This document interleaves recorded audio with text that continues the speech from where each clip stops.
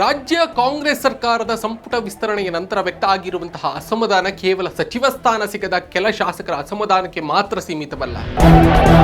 ಅದು ಪಕ್ಷದೊಳಗಿನ ಅಧಿಕಾರ ಹಂಚಿಕೆ, ಪ್ರಾದೇಶಿಕ ಸಾಮಾಜಿಕ ಸಮೀಕರಣ, ನಾಯಕತ್ವದ ನಿರ್ಧಾರ ಪ್ರಕ್ರಿಯೆ ಹಾಗೂ ಸಂಘಟನೆಯ ಶಿಸ್ತಿನ ಕುರಿತು ಪ್ರಶ್ನೆಗಳನ್ನು ಮತ್ತೊಮ್ಮೆ ಮುನ್ನೆಲೆಗೆ ತಂದಿದೆ.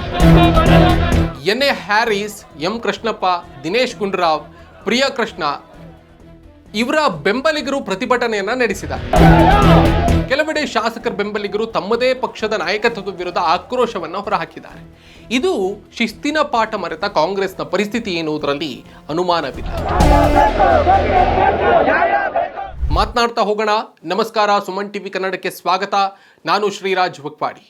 ಸಂಪುಟ ವಿಸ್ತರಣೆಯ ನಂತರ ರಾಜಧಾನಿ ಬೆಂಗಳೂರು ಸೇರಿದ ಹಾಗೆ ಹಲವು ಕಡೆಗಳಲ್ಲಿ ಕಾಂಗ್ರೆಸ್ ಶಾಸಕರ ಬೆಂಬಲಿಗರು ರಸ್ತೆ ತಡೆ, ಪ್ರತಿಭಟನೆ ಮತ್ತು ಕೆಪಿಸಿಸಿ ಅಧ್ಯಕ್ಷರ ಮುಂದೆ ಅಸಮಾಧಾನವನ್ನು ಹೊರಹಾಕಿರೋದೆಲ್ಲ ಕಾಂಗ್ರೆಸ್ನಲ್ಲಿ ಎಷ್ಟು ಅಸಮಾಧಾನ ಇದೆ ಎನ್ನುವುದನ್ನು ಬಹಿರಂಗಪಡಿಸಿದೆ. ಮುಖ್ಯವಾಗಿ ಪಕ್ಷದ ಕಚೇರಿ ಮುಂದೆಯೇ ಪಕ್ಷದ ವಿರುದ್ಧವೇ ಘೋಷಣೆಗಳು ಕೇಳಿ ಬಂದಿರೋದೆಲ್ಲ ಕಾಂಗ್ರೆಸ್ನ ಆಂತರಿಕ ಅಸಮಾಧಾನವನ್ನು ತೋರಿಸಿದೆ. ಇದು ಶಿಸ್ತಿನ ಸಂದೇಶಕ್ಕೆ ಸವಾಲಾಗಿದೆ. ಮುಖ್ಯಮಂತ್ರಿ ಡಿ.ಕೆ. ಶಿವಕುಮಾರ್ ಪದೇ ಪದೇ ಪಕ್ಷದಲ್ಲಿ ಶಿಸ್ತು ಮುಖ್ಯ ಅಂತ ಹೇಳ್ತಾನೇ ಬಂದಿದ್ದಾರೆ. ಆದರೆ ತಳಮಟ್ಟದಲ್ಲಿ ನಡೀತಾ ಇರುವಂತಹ ಬೆಳವಣಿಗೆಗಳು ಆ ಸಂದೇಶವನ್ನು ಪ್ರಶ್ನಿಸುವಂತಿದೆ. ಸಚಿವ ಸ್ಥಾನ ಸಿಗದ ಹಿನ್ನೆಲೆಯಲ್ಲಿ ಬೆಂಬಲಿಗರು ಬಹಿರಂಗ ಪ್ರತಿಭಟನೆ ನಡೆಸುವುದು, ಪಕ್ಷದ ನಾಯಕರ ವಿರುದ್ಧ ಘೋಷಣೆಯನ್ನು ಕೂಗುವುದು, ಕೆಪಿಸಿಸಿ ಕಚೇರಿಯನ್ನೇ ಪ್ರತಿಭಟನೆಯ ಕೇಂದ್ರವಾಗಿರಿಸೋದು ಸಂಘಟನೆಯ ಶಿಸ್ತಿನ ಮೇಲೆ ಪ್ರಶ್ನಾರ್ಥಕ ಚಿಹ್ನೆ ಮೂಡಿಸುವ ಹಾಗೆ ಮಾಡುತ್ತೆ. ಇದೇ ಸಂದರ್ಭದಲ್ಲಿ ರಾಜೀನಾಮೆ ನೀಡುವುದಕ್ಕೆ ಬಂದರೆ ಕ್ಷಣದಲ್ಲೇ ಅಂಗೀಕರಿಸ್ತೇನೆ ಅಂತ ಮುಖ್ಯಮಂತ್ರಿ ಡಿ.ಕೆ. ಶಿವಕುಮಾರ್ ಹೇಳಿಕೆ ಇದೆಯಲ್ಲ, ಅಸಮಾಧಾನವನ್ನು ಶಮನಗೊಳಿಸುವಂತಹ ಪ್ರಯತ್ನಕ್ಕಿಂತ ಕಟ್ಟುನಿಟ್ಟಿನ ಸಂದೇಶ ನೀಡುವಂತಹ ರಾಜಕೀಯ ನಡೆ ಅಂತ ಕಾಣಬಹುದು. ಆದರೆ ಇಂತಹ ಹೇಳಿಕೆಗಳು ಅಸಮಾಧಾನಿತರ ಮನವೊಲಿಸುವುದಕ್ಕೆ ಸಾಕಾಗ್ತವೆಯೇ ಎನ್ನುವಂತಹ ಪ್ರಶ್ನೆ ಕೂಡ ಉದ್ಭವಿಸುತ್ತೆ. ಇನ್ನು ಕಾಂಗ್ರೆಸ್ನಲ್ಲಿ ಇದು ಹೊಸ ಸಮಸ್ಯೆಯೇ? ಖಂಡಿತ ಅಲ್ಲ. ಕಾಂಗ್ರೆಸ್ನಲ್ಲಿ ಸಂಪುಟ ರಚನೆ ಅಥವಾ ವಿಸ್ತರಣೆ ಸಂದರ್ಭದಲ್ಲಿ ಅಸಮಾಧಾನ ಹೊಸ ಸಂಗತಿ ಅಲ್ಲವೇ ಅಲ್ಲ. ಈ ಹಿಂದೆಯೂ ಕೂಡ ಸಚಿವ ಸ್ಥಾನ ಹಂಚಿಕೆಯಲ್ಲಿ ಅಸಮಾಧಾನ ವ್ಯಕ್ತ ಆಗಿತ್ತು. ವಿವಿಧ ಹಂತಗಳಲ್ಲಿ ಬಹಿರಂಗವಾಗಿ ಅದು ಕಾಣಿಸ್ಕೊಂಡಿತ್ತು. ಹೀಗಾಗಿ ಇದು ಒಬ್ಬ ವ್ಯಕ್ತಿಯ ನಾಯಕತ್ವಕ್ಕೆ ಮಾತ್ರ ಸೀಮಿತವಾದ ಪ್ರಶ್ನೆಯಲ್ಲ. ಪಕ್ಷದ ಆಂತರಿಕ ಶಿಸ್ತು ನಿರ್ವಹಣೆ ಮತ್ತು ಅಧಿಕಾರ ಹಂಚಿಕೆಯ ಸ್ವರೂಪದ ಬಗ್ಗೆ ದೀರ್ಘಕಾಲದಿಂದಲೂ ಇರುವಂತಹ ಸವಾಲಿನ ಪ್ರಶ್ನೆಯಾಗಿದೆ. ಇನ್ನು ಆಡಳಿತದಲ್ಲಿರುವಂತಹ ಪಕ್ಷದಲ್ಲಿ ಇಂತಹ ಅಸಮಾಧಾನ ನಿರಂತರವಾಗಿ ಸಾರ್ವಜನಿಕವಾಗಿ ವ್ಯಕ್ತವಾಗುವುದು ರಾಜಕೀಯವಾಗಿ ಪ್ರತಿಕೂಲ ಪರಿಣಾಮ ಉಂಟು ಮಾಡಬಹುದು. ಇದನ್ನು ಕಾಂಗ್ರೆಸ್ ಅರ್ಥ ಮಾಡ್ಕೊಳ್ಬೇಕಾಗಿದೆ. ಸರ್ಕಾರ ಆಡಳಿತಾತ್ಮಕ ಕಾರ್ಯಕ್ಷಮತೆಗಿಂತ ಒಳಜಗಳವೇ ಹೆಚ್ಚು ಚರ್ಚೆಗೆ ಬರುವುದಕ್ಕೆ ಇದು ಕಾರಣ ಆಗಬಹುದು. ಬೆಂಬಲಿಗರ ಪ್ರತಿಭಟನೆ ಏನನ್ನು ಸೂಚಿಸ್ತದೆ ಅನ್ನೋದನ್ನು ನಾವು ಇಲ್ಲಿ ಪ್ರಶ್ನೆ ಮಾಡಬೇಕಾಗುತ್ತೆ. ಒಂದು ಸಂಗತಿಯನ್ನು ಇದು ಸ್ಪಷ್ಟಪಡಿಸುತ್ತೆ. ಸಚಿವ ಸ್ಥಾನ ಕೇವಲ ಆಡಳಿತಾತ್ಮಕ ಜವಾಬ್ದಾರಿಯಂತೆ ಅಲ್ಲ, ರಾಜಕೀಯ ಪ್ರಾತಿನಿಧ್ಯ ಮತ್ತು ಅಧಿಕಾರದ ಸಂಕೇತವಾಗಿ ನೋಡಲಾಗ್ತಾ ಇದೆ. ತಮ್ಮ ಕ್ಷೇತ್ರ, ಸಮುದಾಯ ಅಥವಾ ನಾಯಕನಿಗೆ ಸೂಕ್ತ ಸ್ಥಾನಮಾನ ಸಿಕ್ಕಿಲ್ಲ ಎಂಬ ಭಾವನೆ ಮೂಡಿದಂಥ ಸಂದರ್ಭದಲ್ಲಿ ಅದು ತಕ್ಷಣವೇ ಸಂಘಟಿತ ಅಸಮಾಧಾನವಾಗಿ ಹೊರಹೊಮ್ಮತಾ ಇದೆ.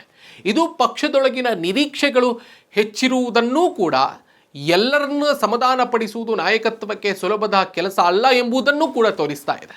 ಇನ್ನು ಆಡಳಿತಾರೂಢ ಕಾಂಗ್ರೆಸ್ ಪಕ್ಷಕ್ಕೆ ಮುಂದಿನ ಸವಾಲುಗಳೇನು ಅನ್ನುವಂಥ ಪ್ರಶ್ನೆ ಉದ್ಭವ ಆಗುತ್ತೆ. ಕಾಂಗ್ರೆಸ್ ನಾಯಕತ್ವದ ಮುಂದಿರುವಂತಹ ಪ್ರಮುಖ ಸವಾಲು ಕೇವಲ ಅಸಮಾಧಾನಿತರನ್ನು ಸಮಾಧಾನಪಡಿಸೋದಲ್ಲ, ಪಕ್ಷದೊಳಗೆ ನಿರ್ಧಾರಗಳ ಬಗ್ಗೆ ವಿಶ್ವಾಸ ಮೂಡಿಸೋದು, ಶಿಸ್ತಿನ ಸಂದೇಶವನ್ನು ಎಲ್ಲ ಹಂತದಲ್ಲೂ ಜಾರಿಗೊಳಿಸೋದು ಮತ್ತು ಸಾರ್ವಜನಿಕವಾಗಿ ಪಕ್ಷದ ಏಕತೆಯನ್ನು ಪ್ರದರ್ಶಿಸುವುದು ಮುಖ್ಯ ಆಗಲಿಕ್ಕಿದೆ. ಇಲ್ಲದೇ ಇದ್ದರೆ ಸರ್ಕಾರದ ಆಡಳಿತಾತ್ಮಕ ನಿರ್ಧಾರಗಳಿಗಿಂತ ಒಳಬಿಕ್ಕಟ್ಟುಗಳೇ ಹೆಚ್ಚು ಸುದ್ದಿ ಆಗುವಂಥ ಸಾಧ್ಯತೆ ಇದೆ. ಅದು ವಿರೋಧ ಪಕ್ಷಗಳಿಗೆ ರಾಜಕೀಯ ಅಸ್ತ್ರ ಆಗುವುದರ ಜೊತೆಗೆ ಆಡಳಿತದ ಮೇಲಿನ ಸಾರ್ವಜನಿಕ ಗಮನವನ್ನು ಕೂಡ ಬೇರೆಡೆಗೆ ತಿರುಗಬಹುದು ಅಂತ. ಒಟ್ಟಿನಲ್ಲಿ ಸಂಪುಟ ವಿಸ್ತರಣೆಯ ನಂತರ ಬೆಳವಣಿಗೆಗಳು ಕಾಂಗ್ರೆಸ್ ಸರ್ಕಾರದ ಮುಂದಿರುವಂತಹ ಪ್ರಮುಖ ರಾಜಕೀಯ ಪರೀಕ್ಷೆಯಾಗಿ ಪರಿಣಮಿಸ್ತಾ ಇದೆ. ಹೈಕಮಾಂಡ್ ನಾಯಕತ್ವದ ಶಿಸ್ತಿನ ಬಗ್ಗೆ ನೀಡ್ತಾ ಇರುವಂತಹ ಸಂದೇಶ ಮತ್ತು ತಳಮಟ್ಟದಲ್ಲಿ ಕಾಣ್ತಾ ಇರುವಂತಹ ಅಸಮಾಧಾನದ ನಡುವಿನ ಅಂತರವನ್ನು ಕಡಿಮೆ ಮಾಡುವುದಕ್ಕೆ ಪಕ್ಷ ಯಾವ ರೀತಿಯ ಕ್ರಮ ಕೈಗೊಳ್ಳುತ್ತದೆ ಎಂಬುದು ಮುಂದಿನ ದಿನಗಳಲ್ಲಿ ನಿರ್ಣಾಯಕ ಆಗಲಿಕ್ಕಿದೆ. ಸಚಿವ ಸ್ಥಾನ ಹಂಚಿಕೆಯ ಪ್ರಶ್ನೆ ಈಗ ಕೇವಲ ವ್ಯಕ್ತಿಗಳ ಅಸಮಾಧಾನವಲ್ಲ, ಅದು ಪಕ್ಷದ ಸಂಘಟನೆ, ನಾಯಕತ್ವದ ವಿಶ್ವಾಸಾರ್ಹತೆ ಮತ್ತು ಆಡಳಿತದ ಸ್ಥಿರತೆಗೆ ಸಂಬಂಧಿಸಿದ ದೊಡ್ಡ ರಾಜಕೀಯ ಚರ್ಚೆಯಾಗಿ ರೂಪುಗೊಂಡಿದೆ ಎನ್ನುವುದರಲ್ಲಿ ಅನುಮಾನವೇ ಇಲ್ಲ ಅಂತ ಸ್ಪಷ್ಟವಾಗಿ ಗೋಚರ ಆಗ್ತಾ ಇದೆ. ಇದಕ್ಕೆ ಸಂಬಂಧಪಟ್ಟ ಹಾಗೆ ಕಾಂಗ್ರೆಸ್ನ ನಾಯಕತ್ವ, ಕಾಂಗ್ರೆಸ್ನ ಹೈಕಮಾಂಡ್ ಯಾವ ರೀತಿಯಾಗಿ ಕ್ರಮವನ್ನು ತೆಗೆದುಕೊಳ್ಳುತ್ತೆ, ಶಿಸ್ತಿನ ಪಾಠವನ್ನು ತಮ್ಮ ನಾಯಕರಿಗೆ ಯಾವ ರೀತಿಯಾಗಿ ನೀಡುತ್ತೆ ಅನ್ನೋದನ್ನು ಕಾದು ನೋಡಬೇಕಾಗಿದೆ. ಇದಕ್ಕೆ ಸಂಬಂಧಪಟ್ಟ ಹಾಗೆ ಈ ಬಗ್ಗೆ ನಿಮಗೆ ಏನು ಅನ್ನಿಸುತ್ತೆ ಅದನ್ನು ಕಮೆಂಟ್ ಮಾಡಿ ತಿಳಿಸಿ. ನಾನು ನಿಮ್ಮಲ್ಲಿ ಒಂದು ರಿಕ್ವೆಸ್ಟ್ ಮಾಡ್ಕೊಳ್ತೀನಿ, ನೀವಿನ್ನೂ ಕೂಡ ಸುಮನ್ ಟಿವಿ ಕನ್ನಡದ ಸಬ್ಸ್ಕ್ರೈಬರ್ ಅಲ್ಲದೇ ಇದ್ದರೆ ಈ ಕೂಡಲೇ ಸಬ್ಸ್ಕ್ರೈಬ್ ಮಾಡ್ಕೊಳ್ಳಿ. ಆ ಮುಖ್ಯವಾಗಿ ನಮ್ಮ ಎಲ್ಲ ಕಂಟೆಂಟುಗಳು ನಿಮ್ಮನ್ನು ಶೀಘ್ರದಲ್ಲೇ ತಲುಪುತ್ತೆ. ಥ್ಯಾಂಕ್ ಯು ಸೋ ಮಚ್ ಈವರೆಗೆ ಈ ಒಂದು ಸ್ಪೆಷಲ್ ಎಕ್ಸ್ಪ್ಲೇನರನ್ನು ನೋಡಿರೋದಕ್ಕೆ ಮತ್ತು ಕೇಳಿರೋದಕ್ಕೆ.